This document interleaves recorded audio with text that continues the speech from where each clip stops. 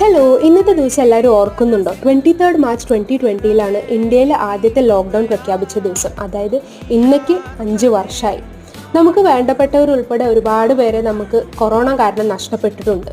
പിന്നെ സ്കൂൾ കുട്ടികൾക്ക് mobile phone use ചെയ്യാൻ റെഗുലറായിട്ട് ഒരു അനുവാദം കിട്ടിയ ദിവസമാണ്. കാരണം സ്കൂള്, കോളേജ് എല്ലാം ബന്ധായി. ആകാശത്ത് നോക്കിയാൽ ഒരു വിമാനം പോലും പറക്കാത്ത ദിവസങ്ങളാണ്. റോഡിൽ നോക്കിയാൽ എമർജൻസിക്ക് മാത്രം ഓടുന്ന കുറച്ച് വണ്ടികളെ കാണുള്ളൂ. ട്രാഫിക് ജാം ഇല്ല, ഒന്നുമില്ല. ഒരാവശ്യമില്ലാണ്ട് റോഡിലേക്ക് പോവുകയാണെന്നുണ്ടെങ്കിൽ പോലീസുകാർ ചീത്ത പറഞ്ഞ് വീട്ടിലേക്ക് പറഞ്ഞു വിടുന്ന ഒരു കാലം. പിന്നെ എല്ലാ സെലിബ്രേഷൻസും നിർത്തിവെച്ചു. ഇന്ത്യ ഒരു പോസ് അയന്തിയായി അല്ലേ.